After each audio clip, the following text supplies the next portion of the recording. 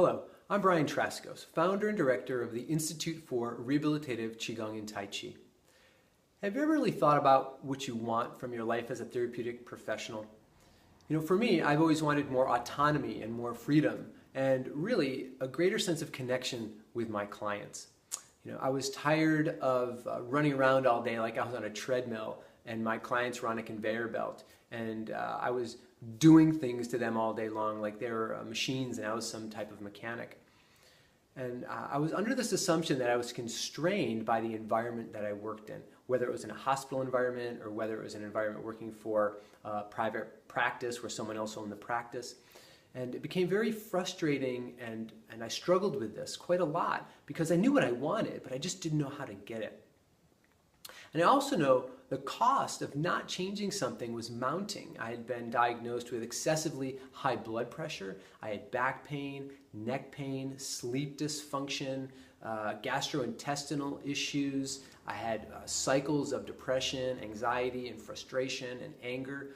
And so I really wasn't doing that well. Things weren't looking too good for me.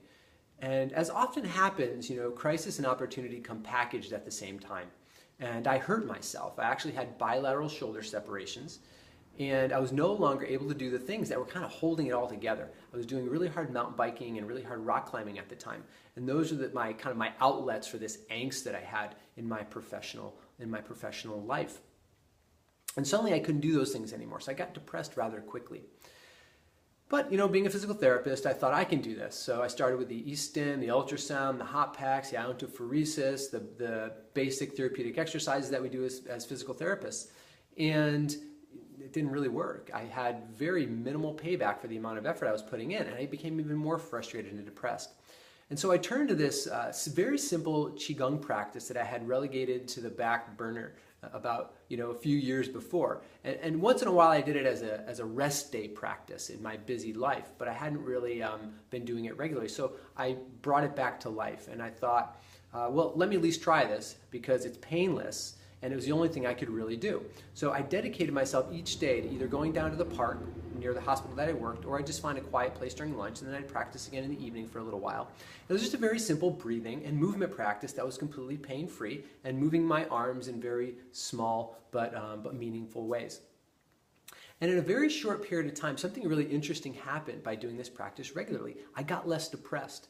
My anxiety seemed to lift, my frustration raised, I felt better, and the funny thing that happened too was all of a sudden I saw possibilities, like someone lift a cloak off my eyes, and I looked around and I said, oh my God, that's a possibility, and that's a possibility all of a sudden.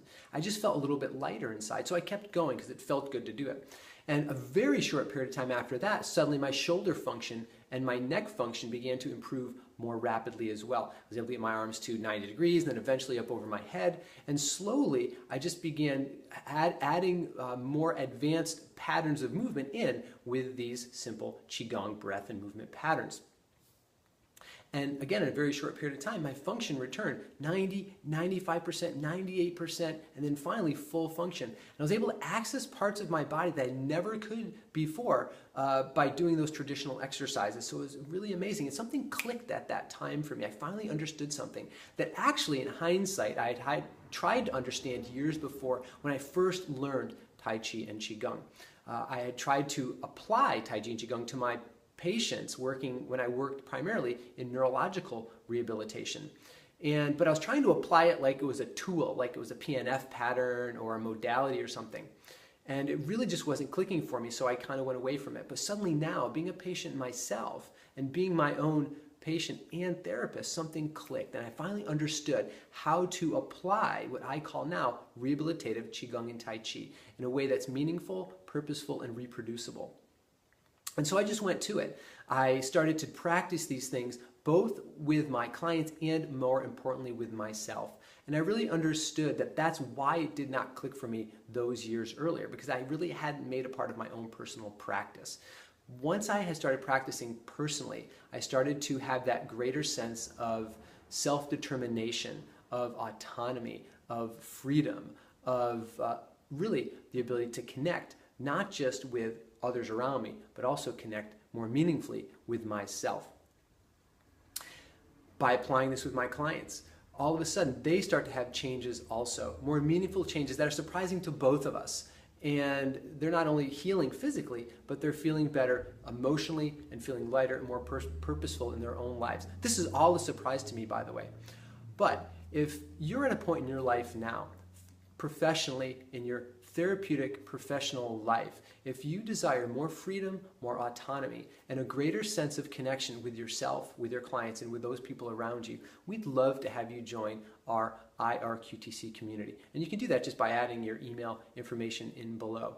We're really dedicated as an organization to bridging that gap between body-mind science and Eastern practices. In other words, we want to know why body-mind practices work, and we also want to know how to best apply them in both our personal and our work lives, to create a community of therapeutic professionals who are dedicated to bringing consciousness into healthcare. Thank you. Have a wonderful day.